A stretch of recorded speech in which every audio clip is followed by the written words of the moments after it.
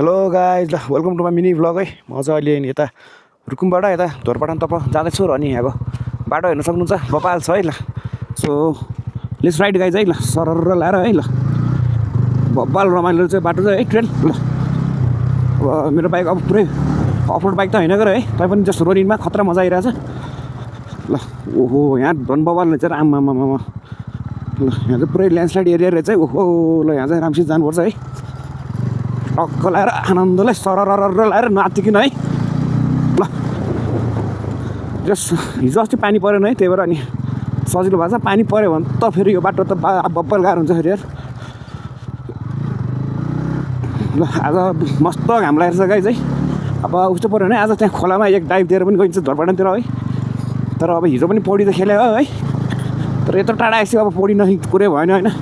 टक्क लाएर हाम्रो उत्तर गङ्गा पुरा होली वाटरमा नेचुरल पानीमा सरर लाएर होइन। बाटो चाहिँ जस मस्त रहेछ यताको त। ब्रेक झन् त गुल्टिएन यार। तर ब्रेकै राम्रोसित नलाग्दो रहेछ रोनिनु ओह्रालोमा चाहिँ। त्यो एबिएसले इन्टरप्ट गर्दो रहेछ क्या। फेरि अफरोड एबिएस पनि छैन यसमा होइन, अफ गर्न नमिली। यताबाट हालौँ है त बाइक। ओहो, पछाडि चिप्लिनु भयो फेरि।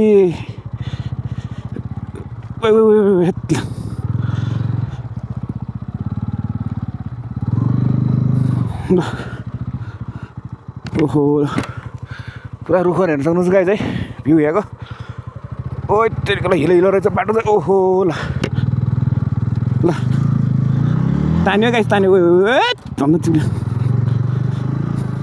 ल अब हामी छिर्दैछौँ बिस्तारै बिस्तारै धोरपाटन एरियातर्फ है त गाइज।